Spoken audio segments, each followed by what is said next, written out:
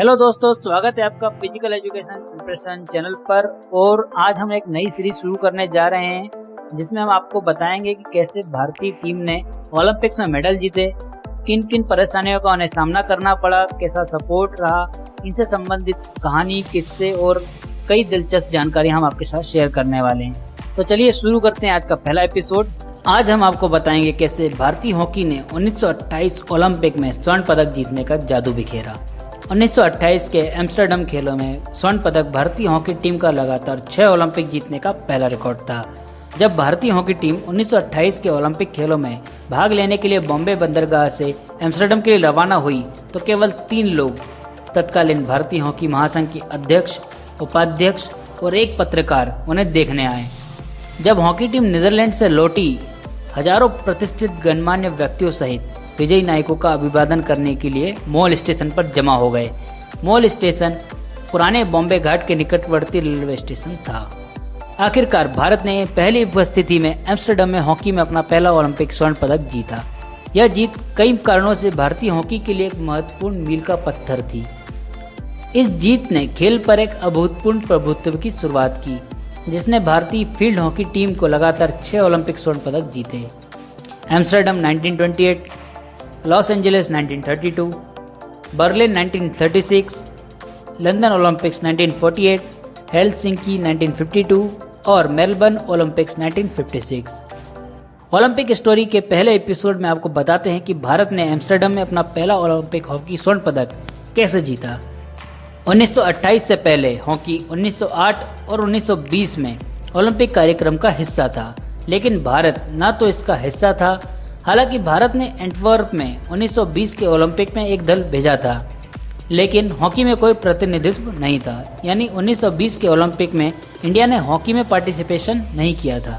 तब great Britain के शासन में भारत में एक आधिकारिक हॉकी गवर्निंग बॉडी का अभाव था। IHF 1925 में स्थापित किया गया था और बाद में 1927 में अंतर्राष्ट्रीय हॉकी महासंघ का एक हिस्सा बन गया। इसने परिदृश्य को बदल दिया। भारत 1928 में खेलों में हॉकी की शुरुआत करने के लिए तैयार था। हालांकि भारत में ओलंपिक टीम की तैयारी एक अभ्यास मैच के दौरान बॉम्बे से 3-2 से हारने के बाद मौन थी। कुछ लोगों को एम्स्टर्डम में पदक की उम्मीद थी, लेकिन टीम को टूर्नामेंट में किसी भी अपमान से बचने का भरोसा था। उम्मीद की कमी के परिणाम स्वरूप बॉम्बे से टीम को भेजना कम महत्वपूर्ण लगा। 1928 में एम्स्टर्डम खेलों के लिए भारतीय हॉकी टीम IHF ने शुरू में 16 सदस्यीय दस्ते का नाम दिया, जिसमें 9 एंग्लो इंडियन और ध्यानचंद सहित 7 भारतीय शामिल थे, जिनमें 13 बंबई से एम्स्टर्डम के लिए रवाना हुए। 3 जयपाल सिंह, इफ्तिकार अली खान पटौदी, SM यूसुफ एक लेओवर के दौरान इंग्लैंड में टीम में शामिल होने वाले थे। पटौदी अंत में टीम से बाहर हो गए। यात्रा करने से कुछ समय पहले धन की कमी के कारण 2 और खिलाड़ी शौकत अली और रेक्स एनोरिस को यात्रा दल से बाहर होना पड़ा। हालांकि बंगाल के संरक्षकों द्वारा अंतिम मिनट के हस्तक्षेप ने सुनिश्चित किया कि दोनों के पास केसर-ए-हिंद पर अपनी सीटें थी। केसर-ए-हिंद बॉम्बे से खिलाड़ियों को ले जाने वाले जहाज का नाम था। एम्स्टर्डम 1928 ओलंपिक के लिए भारतीय हॉकी टीम, इसके कप्तान जयपाल सिंह थे और उप कप्तान ब्रूम एरिक पिनिंगर थे। अब आपको बताते हैं कैप्टन जयपाल सिंह के सेक्रीफाइस के बारे में। जयपाल सिंह नामित कप्तान थे। एक मुंडा आदिवासी जयपाल को मिशनरी द्वारा ऑक्सफोर्ड में अध्ययन करने के लिए लंदन भेजा गया था और उन्होंने इंग्लैंड में एक हॉकी खिलाड़ी के रूप में अपना नाम अर्जित किया था, जिसमें प्रतिष्ठित विश्व हॉकी पत्रिका का प्रसार भी शामिल था। उस समय जयपाल ब्रिटेन में भारतीय सिविल सेवा ICS के लिए अध्ययन कर रहे थे और उन्हें 1928 के ओलंपिक में भाग लेने के लिए छुट्टी नहीं दी गई थी। हालांकि उन्होंने चेतावनी पर कोई ध्यान नहीं दिया और दस्ते के साथ एम्स्टर्डम की यात्रा की। अपनी वापसी पर जयपाल ने अपने ICS के फाइनल को मंजूरी दे दी, लेकिन उन्हें दंडित किया गया और वर्ष दोहराने के लिए कहा गया। जयपाल ने इस्तीफा दे दिया और भारत वापस आ गए और बाद में भारत में आदिवासी अधिकारों के लिए एक प्रमुख प्रचारक बन गए और तत्कालीन अविभाजित बिहार के छोटा नागपुर पठार में रहने वाले आदिवासी आबादी के मारंगोम के महान नेता के रूप में जाने जाने लगे। The buildup. लंदन में 20 दिनों के अंतराल के दौरान जयपाल के नेतृत्व में भारतीय टीम ने कई अभ्यास मैच खेले और यूरोपीय मीडिया का ध्यान खींचा। लंदन में उनकी जीत ने फेकस्टोन उत्सव में एक प्रदर्शनी मैच में इंग्लैंड की राष्ट्रीय हॉकी टीम को 4-0 से शिकस्त दी। इंग्लैंड ने 1908 और 1920 दोनों ओलंपिक हॉकी स्पर्धाओं में स्वर्ण पदक जीते थे। दिलचस्प बात यह है कि इंग्लैंड ने भारत से हार के बाद अपनी टीम को ओलंपिक से वापस ले लिया। हालांकि पीछे हटने के लिए कोई आधिकारिक तर्क नहीं दिया गया था। यह माना जाता है कि ब्रिटिश राज अंतर्राष्ट्रीय मंच पर अपने एक उपनिवेश द्वारा हार को स्वीकार करने के लिए तैयार नहीं था। भारत की आज़ादी के एक साल बाद 1948 के ओलंपिक में अंग्रेजी टीम फिर से उभरी। ध्यानचंद ने वर्षों बाद अपनी जीवनी में उल्लेख किया था कि मैं दोहराता हूं कि यह केवल एक अफवाह है कि इंग्लैंड भारतीयों के डर से एम्स्टर्डम खेलों से बाहर हो गया। हालांकि हमें उम्मीद थी कि कम से कम भविष्य के ओलंपिक में हमें ग्रेट ब्रिटेन से मिलने और उन्हें यह दिखाने का सम्मान मिलेगा कि हम कितने अच्छे या बुरे थे। यह मेरा खेद है कि जब तक मैंने ओलंपिक स्पर्धाओं में भाग लिया तब तक यह आशा कभी पूरी नहीं हुई। भारत ने मुख्य कार्यक्रम के लिए हॉलैंड पहुंचने से पहले जर्मनी और बेल्जियम से मैच खेले। अब बताते हैं कि भारत ने एम्स्टर्डम में अपना पहला ओलंपिक हॉकी स्वर्ण कैसे जीता।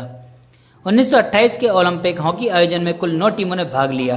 भारत, बेल्जियम, डेनमार्क, स्विट्जरलैंड और ऑस्ट्रिया के साथ डिवीजन ए में थे, जबकि मेजबान नीदरलैंड, जर्मनी, फ्रांस और स्पेन डिवीजन बी में थे। प्रत्येक समूह के टॉपर ने स्वर्ण पदक के लिए एक दूसरे का सामना किया, जबकि दूसरे स्थान पर रहने वाली टीमों ने कांस्य के लिए खेला। भारत के पहले मैच में ध्यानचंद विश्व हॉकी में एक अजय शक्ति के रूप में उभरे। जादूगर ध्यानचंद अपना जादू बुनते हुए। भारतीय हॉकी टीम के न्यूजीलैंड के पहले विदेशी दौरे में शानदार प्रदर्शन और अभ्यास मैचों में ध्यानचंद की पहले से ही एक प्रतिष्ठा थी, लेकिन यह पहली बार था जब स्टिक के साथ उनकी जादूगरी ने दुनिया के सबसे बड़े खेल आयोजन में अपना सही मंच पाया। ध्यानचंद ने भारत के शुरुआती मैच में ऑस्ट्रिया के खिलाफ 4 गोल कर अपनी टीम को 6-0 से जीत दिलाने में मदद की। जॉर्ज मार्थिस और शौकत अली ने अन्य 2 गोल किए। बेल्जियम ने ध्यानचंद की धमकी को रोकने के लिए उन्हें निशाने पर लेने की कोशिश की, लेकिन यह चाल उलट गई क्योंकि शेष भारतीय टीम को विपक्षी लक्ष्य के सामने कहर ढाने के लिए स्वतंत्र कर दिया। मार्करों से घिरे होने के बावजूद ध्यानचंद ने खुद एक स्कोर किया और शेष 8 में से कई को असिस्ट करने में मदद की। फिरोज खान ने सबसे अधिक 5 गोल किए क्योंकि भारत बेल्जियम के खिलाफ 9-0 से जीता। ध्यानचंद ने अगले 2 मैचों में लगातार हैट्रिक बनाई, जिससे भारत ने डेनमार्क को 5-0 और स्विट्जरलैंड को 6-0 से हराया। डेनमार्क के खिलाफ मैच के बाद जयपाल सिंह ने व्यक्तिगत मुद्दों के कारण टीम छोड़ दी, जिसमें ब्रूमे पिनिंगर ने फाइनल सहित अभियान के अंतिम 2 मैचों की बागडोर संभाली। हालांकि इससे भारत की गति रुकी नहीं। 100% रिकॉर्ड के साथ अपनी डिवीजन में शीर्ष पर रहने के बाद भारत ने नीदरलैंड के खिलाफ फाइनल में जगह बनाई, जिसने अन्य डिवीजन जीता था। 26 मई 1928 को बड़े मैच में प्रवेश करते हुए भारत को कुछ बाधाओं का सामना करना पड़ा। फिरोज खान को डेनमार्क के खिलाफ मैच में टूटे हुए कॉलर बोन के कारण बाहर कर दिया गया, जबकि शौकत अली और ध्यानचंद बुखार से पीड़ित थे। हालांकि भारत ने मेजबान को 50,000 डच प्रशंसकों के सामने 3-0 से हराया। आधा अंदर से और बाकी एम्स्टर्डम के ओलंपिक के बाहर इंतजार कर रहा था। ध्यानचंद ने बाद में एक साक्षात्कार के दौरान याद किया, मैं बीमार था और एक उच्च तापमान पर चल रहा था जो पूरे खेल में बना रहा। उस दिन हमारे प्रबंधक AB रोसेर ने हमारे लिए एक नारा गढ़ा, करो या मरो। मैं पैसे से एक सैनिक था और जब देश का सम्मान दांव पर था तो युद्ध के मैदान में साहस पूर्वक मार्च करने के अलावा कोई विकल्प नहीं था। ध्यानचंद टूर्नामेंट में शीर्ष स्कोरर के रूप में उभरे। उन्होंने भारत के 29 में से 14 गोल किए। भारत के गोलकीपर रिचर्ड एलन को बहुत कम करना पड़ा और एक भी गोल दिए बिना टूर्नामेंट को समाप्त कर दिया। एक ऐसा रिकॉर्ड जो केवल भारतीय टीम द्वारा मेल खाता है, जिसने 1956 के मेलबर्न ओलंपिक में स्वर्ण पदक जीता था। यह आधुनिक ओलंपिक में एशिया द्वारा जीता गया पहला ओलंपिक स्वर्ण पदक था। उम्मीद है भारतीय ओलंपिक की स्वर्ण कहानी का यह किस्सा आपको पसंद आया होगा। ऐसी ही अमेजिंग स्टोरी के लिए चैनल को सब्सक्राइब कीजिए और वीडियो को लाइक कीजिए। हमें कमेंट्स में बताइए कि आगे आप किस ओलंपिक की स्टोरी सुनना चाहते हैं। मिलते हैं एक नई स्टोरी और नए किस्से के साथ अगले वीडियो में। तब तक के लिए धन्यवाद।